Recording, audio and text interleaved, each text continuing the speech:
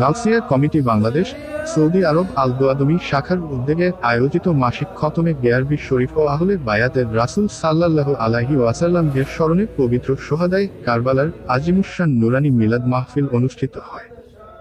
Saudi আরব আল দোয়াদমির রিয়াদ থেকে মুহাম্মদ এহসানুল করিমের পাঠানো তথ্য।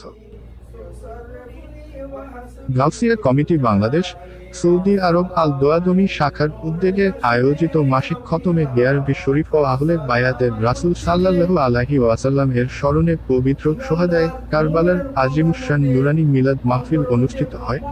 অস্থায়ী কার্যালয় GN ট্রাভেলসের দ্বিতীয় তলায় জনাব আলহাজ মুহাম্মদ খায়রুল বাশারের সভাপতিত্বে অত্র সংগঠনের ধর্ম সম্পাদক মুহাম্মদ জাহেদুল আলম রানার সঞ্চালনায় এতে প্রধান অতিথি ছিলেন আলহাজ মাওলানা মুফতি আহমদ নবী ইসমতি আল কাদেরী, প্রধান উপদেষ্টা গাউসিয়া কমিটি আল দোয়াদমি শাখা। অনুষ্ঠানের উদ্বোধক হিসেবে উপস্থিত ছিলেন গাউসিয়া কমিটি বাংলাদেশ সৌদি আরব আল দোয়াদমি শাখার সেক্রেটারি আলহাজ মুহাম্মদ মহসিন খান। বিশেষ অতিথি হিসেবে উপস্থিত ছিলেন অত্র সংগঠনের দায়িত্বশীলরা। স্বাগত বক্তব্য রাখেন গাউসিয়া কমিটি বাংলাদেশ সৌদি আরব আল দোয়াদমি শাখার সিনিয়র দায়িত্বশীল।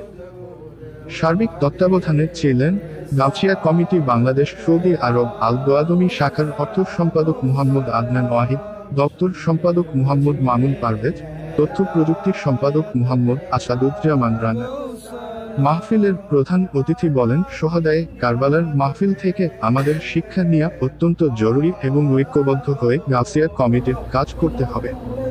পরিশেষে মিলাদ ও জাতির কল্যাণ কামনায় মোনাজাতের মাধ্যমে মাহফিল সমাপ্তি করা হয়।